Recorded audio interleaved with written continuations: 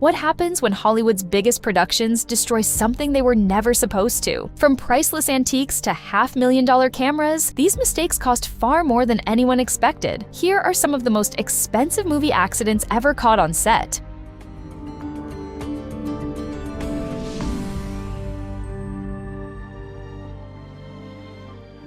Kurt Russell thought he was smashing a prop. He was actually destroying a priceless piece of music history. In The Hateful Eight, Jennifer Jason Leigh's shocked reaction was completely real because the guitar being smashed was an authentic 1870s Martin, not the replica that was supposed to be used. Someone forgot to make the swap. Russell had no idea, and when he found out, his eyes literally welled up. Leigh was devastated too. She had just learned to play on that guitar and had even been allowed to take it home to practice. She had even asked about buying it after production. The museum later said it would no longer loan guitars to movies under any circumstances.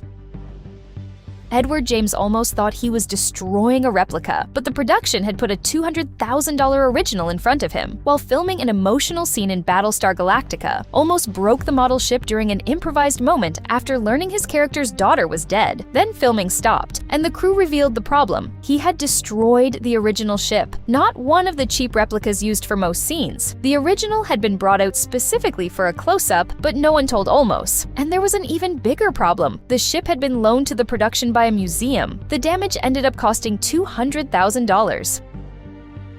A James Bond stunt was rehearsed again and again, but one mistake sent a motorcycle through something that wasn't a prop. During Skyfall's opening chase in Istanbul, a stuntman swerved to avoid packed extras, lost control, and smashed through the real crystal glass window of a 330-year-old jewelry shop inside the Grand Bazaar. The production had already negotiated with 1,650 shop owners and secured permits from Turkey's Ministry of Culture, Transportation Commission, and Istanbul's police department. The stunt had also been rehearsed several times, but the historic window still got destroyed. Repairs were costly and complicated, and the shop also lost revenue.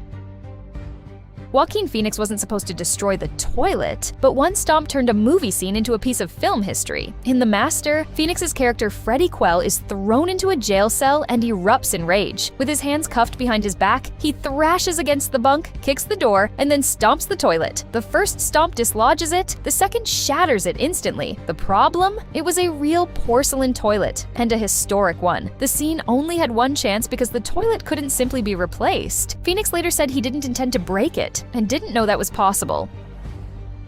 Christopher Nolan's most chaotic Dark Knight scene didn't just destroy cars, it destroyed something far harder to replace. During the Joker's underpass sequence, the closed kinetic camera movements resulted in the destruction of an IMAX camera. And this wasn't an ordinary camera. A single IMAX camera cost $500,000, and in 2008 they were extremely rare. In fact, there were only 4 IMAX cameras in the world at the time. Nolan had just broken one of them. That meant the production had destroyed a $500,000 camera that was one of only 4 in existence.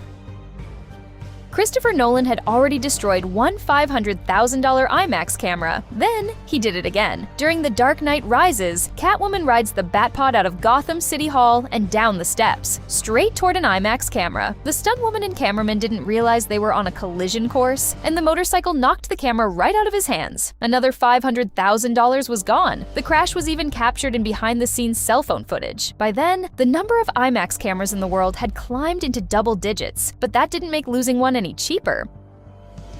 They set the house on fire on purpose. What they didn't plan for was losing the shot while it burned. During the sacrifice, the crew filmed as flames tore through the house, but the camera jammed. The mistake became obvious while the building was already burning, leaving Andrei Tarkovsky visibly frustrated as the crew realized what had happened. The house was destroyed without the intended shot being captured. It had to be rebuilt at great expense, and the movie continued. The destruction itself was intentional. The accidental disaster was that the camera crew's mistake meant the entire house had to be rebuilt.